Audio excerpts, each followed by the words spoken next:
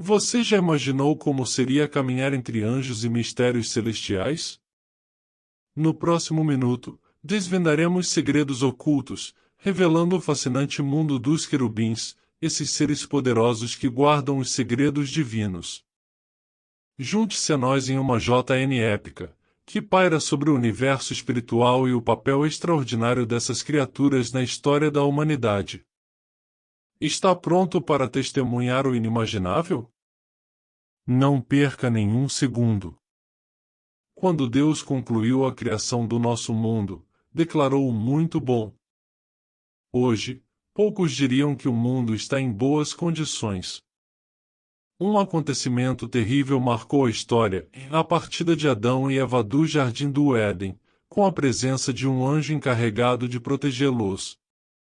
Deus criou os querubins, seres celestiais, a primeira hierarquia angelical mencionada na Bíblia, surgindo logo após a queda da humanidade.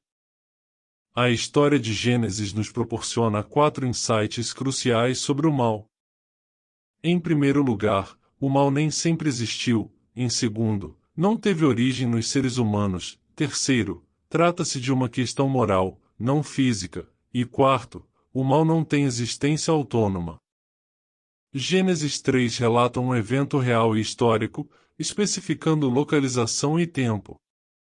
Foi no início da história humana que ocorreu uma catástrofe moral profunda, iniciada por uma serpente falante.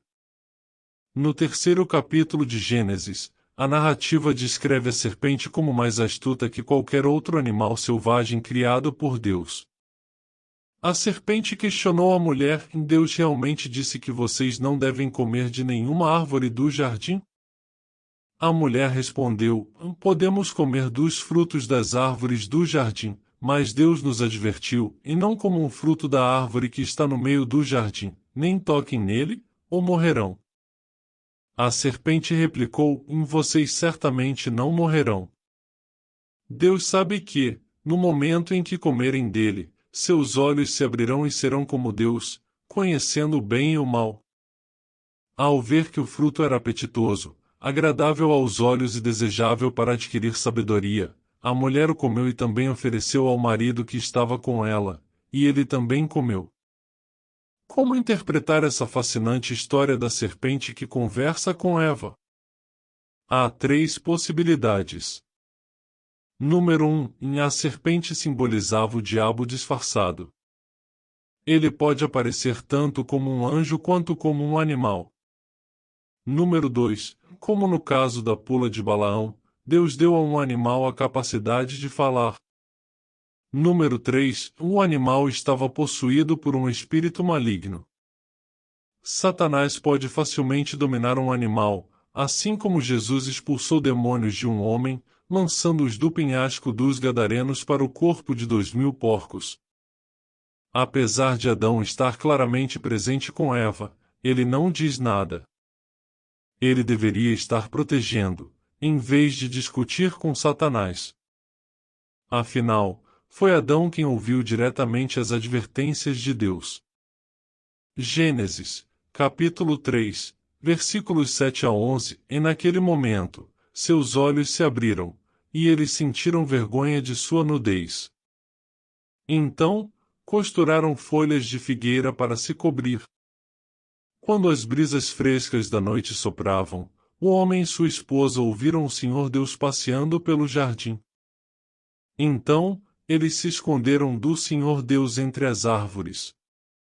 O Senhor Deus chamou o homem: onde você está? Ele respondeu: ouvi seus passos no jardim e me escondi, pois estava nu e com medo. O Senhor Deus perguntou: quem lhe disse que você estava nu?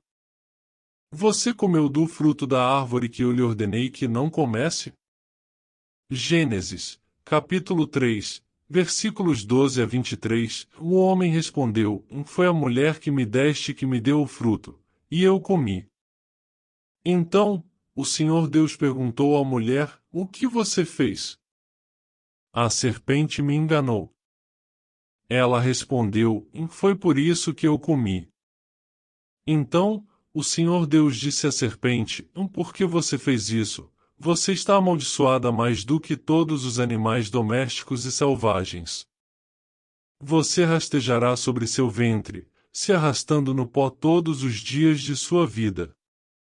Eu provocarei hostilidade entre você e a mulher, entre a sua descendência e a dela. Ele ferirá a sua cabeça, e você ferirá o calcanhar dele. Depois, ele disse à mulher: e aumentarei as dores da sua gravidez. Com dor, você dará à luz. Seu desejo será pelo seu marido, mas ele a dominará. E ao homem, ele disse: por que você ouviu sua esposa e comeu do fruto da árvore que eu lhe ordenei que não comesse? A terra é amaldiçoada por sua causa. Você lutará para tirar dela o seu sustento todos os dias de sua vida. Ela produzirá espinhos e cardos para você, mas você comerá dos grãos dela. Pelo suor do seu rosto, você terá o alimento para comer até que retorne à terra de onde foi feito, pois você foi feito do pó, e ao pó retornará. Então, o homem Adão deu à sua esposa o nome de Eva, porque ela seria a mãe de todos os viventes. E o Senhor Deus fez roupas de pele de animal para Adão e sua esposa. O Senhor Deus disse: veja, os seres humanos se tornaram como nós, conhecendo o bem e o mal. E se estenderem a mão, pegarem o fruto da árvore da vida e comerem, então viveriam para sempre. Assim, o Senhor Deus os baniu do jardim do Éden e enviou Adão para cultivar a terra da qual ele fora criado. Após serem expulsos, anjos celestiais foram posicionados na fronteira leste do Parque das Delícias, guardando o acesso à árvore da vida com armas afiadas e ardentes. Gênesis, capítulo 3, versículo 24. Ele expulsou o homem a leste do jardim do Éden, colocou os querubins e uma espada flamejante que girava em todas as direções para guardar o caminho para a árvore da vida. Conforme este versículo, apenas um lado do Éden era guardado, o lado leste. Será que era possível para Adão e Eva terem entrado por outro caminho? Compreender esse trecho envolve refletir sobre a perspectiva hebraica em relação às direções. O povo judeu lista as direções começando pelo leste, ao contrário das culturas ocidentais que normalmente começam com o norte. A frase a leste do jardim do Éden pode se referir à borda do Éden, e embora não seja conclusivo, parece se encaixar no contexto do trecho. Além disso, a presença dos querubins portadores de espada enfatiza que Adão e Eva foram removidos à força do jardim do Éden. A palavra querubins está no plural, referindo-se a vários seres angelicais que se posicionaram no lado leste ou nos arredores do jardim, bloqueando completamente o caminho para a árvore da vida. O fato de a espada ser flamejante e girar em todas as direções, o que pode significar que cada anjo possuía uma espada, destaca a forte segurança de Deus. Não havia como Adão, Eva ou qualquer outra pessoa alcançarem a árvore da vida. Outra possibilidade é que a guarda do lado leste do Éden esteja relacionada a Gênesis capítulo 2, versículo 8, que diz: e o Senhor Deus plantou um jardim no Éden, no leste, e lá colocou o homem que havia formado. Guardar o leste, segundo essa interpretação, significa proteger a área onde o Éden estava situado. De qualquer forma, a ênfase é na proteção completa da árvore da vida por Deus, impedindo qualquer ser humano de se aproximar, seja para proteger a borda ou a localização do Éden. A palavra de Deus enfatiza que Adão e Eva foram expulsos do jardim do Éden e não puderam retornar. A árvore da vida é mencionada novamente na Bíblia, aparecendo no novo céu junto ao Senhor. Então, o anjo me mostrou o rio da água da vida, brilhante como cristal, fluindo do trono de Deus e do Cordeiro pelo meio da rua da cidade. Também, de cada lado do rio, a árvore da vida, com seus 12 tipos de frutos, produzindo seu fruto a cada mês. Apocalipse capítulo 22, versículos 1, 2, a TR acrescenta: e as folhas das árvores eram usadas para curar as nações. Não haverá mais nada amaldiçoado. O povo de Deus colherá os benefícios de uma criação restaurada e terá acesso renovado à árvore da vida no final dos tempos. Querubim ou querubins são seres angelicais que participam do culto e do louvor a Deus. Eles são mencionados pela primeira vez na Bíblia em Gênesis capítulo 3, versículo 24. Satanás era um querubim antes de sua rebelião.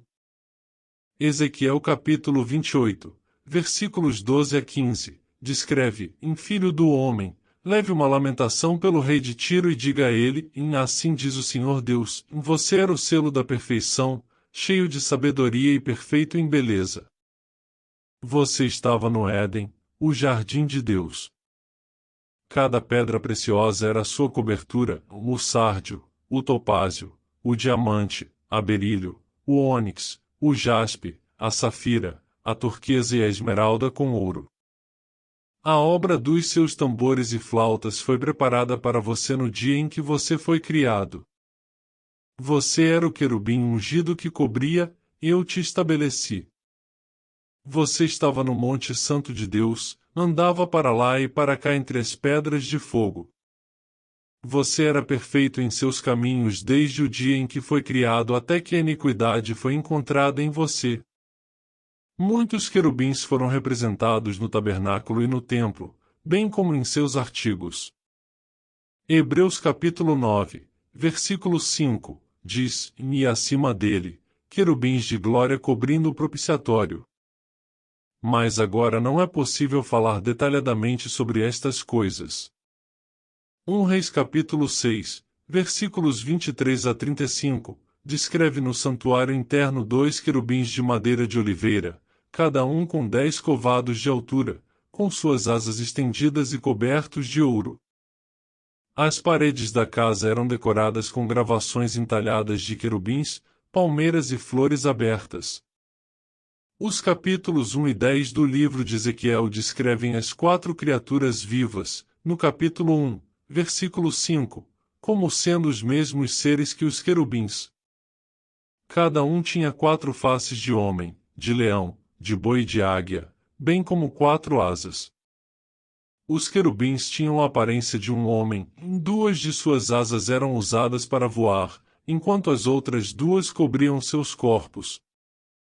Parecia haver a forma ou semelhança da mão de um homem sob suas asas.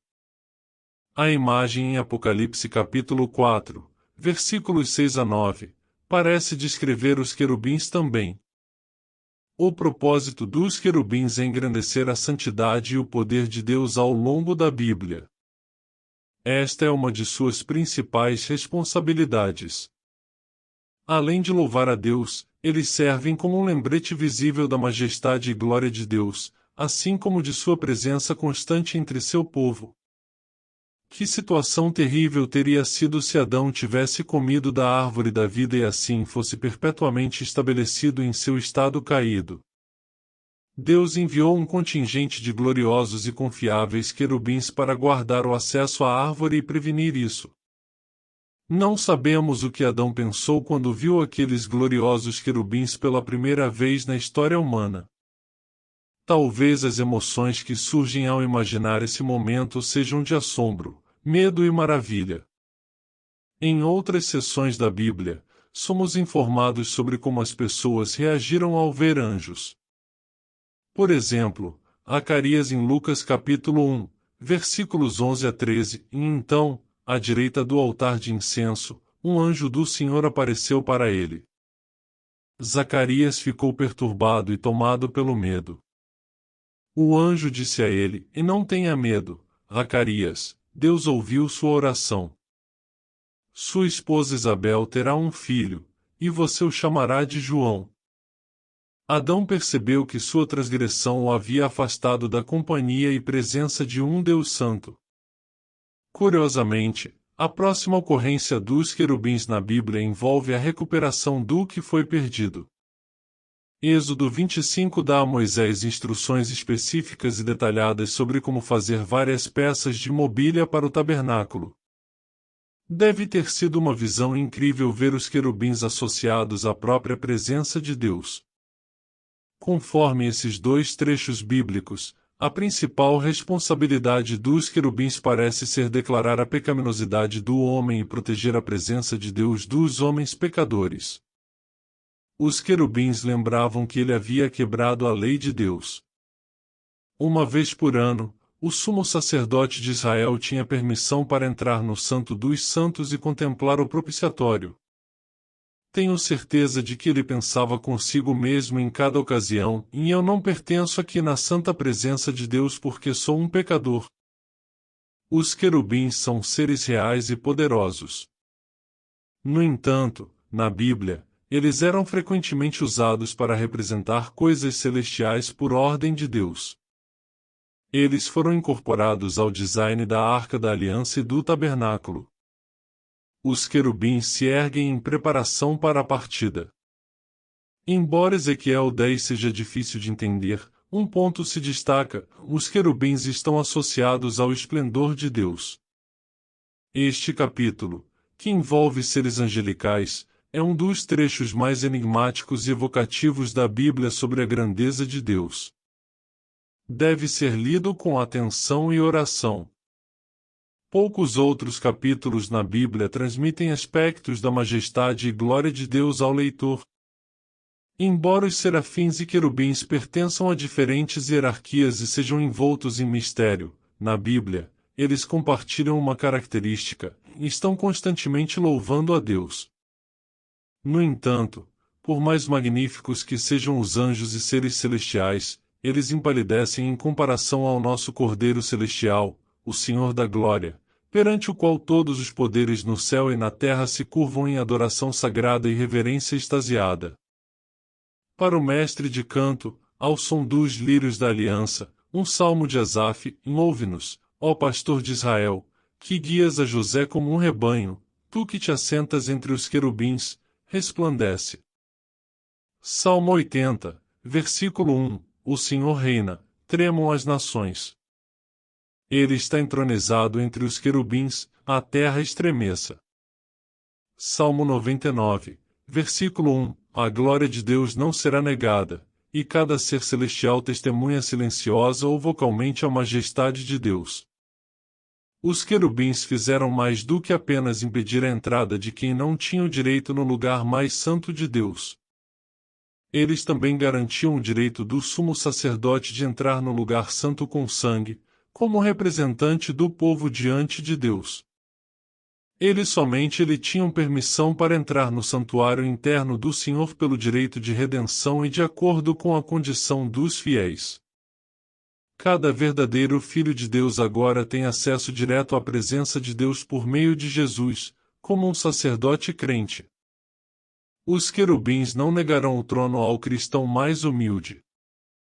Eles nos asseguram que podemos nos aproximar com confiança por causa da obra de Cristo na cruz. O véu do templo foi rasgado, como diz Paulo, assim já não sois estrangeiros nem forasteiros, mas concidadãos dos santos e membros da família de Deus. Efésios 2, versículo 19, além disso, Pedro nos garante: em vós, porém, sois a geração eleita, o sacerdócio real, a nação santa, o povo adquirido, para que anuncieis as virtudes daquele que vos chamou das trevas para a sua maravilhosa luz. 1 Pedro 2, versículo 9. O santuário interno do trono de Deus também está aberto àqueles que se arrependeram do pecado e confiaram em Cristo como Salvador. No entanto, os querubins não são a única hierarquia de anjos. Acabamos de explorar os mistérios além dos querubins, essas fascinantes criaturas que desempenham um papel crucial na tapeçaria da história espiritual. Se você ficou maravilhado com essas revelações e deseja continuar esta jornada de descobertas, não deixe de se inscrever em nosso canal. Temos muitos outros segredos e histórias incríveis que estão esperando por você. Dê um like se você achou este vídeo esclarecedor, compartilhe com seus amigos e deixe um comentário abaixo sobre o que mais gostaria de explorar. Sua curiosidade é a chave para desbloquear juntos mais mistérios do universo. Fique conosco, porque cada vídeo é uma nova aventura. Até a próxima, e enquanto fechamos mais um capítulo juntos, eu sei que algumas questões podem ainda ecoar em sua mente. Você pode estar se perguntando como pode navegar pelas complexidades da vida espiritual e desbloquear um caminho de abundância e bênçãos. A jornada é desafiadora, mas você não precisa caminhar sozinho. Aqui no canal você encontrará tudo o que precisa, é só se inscrever no canal.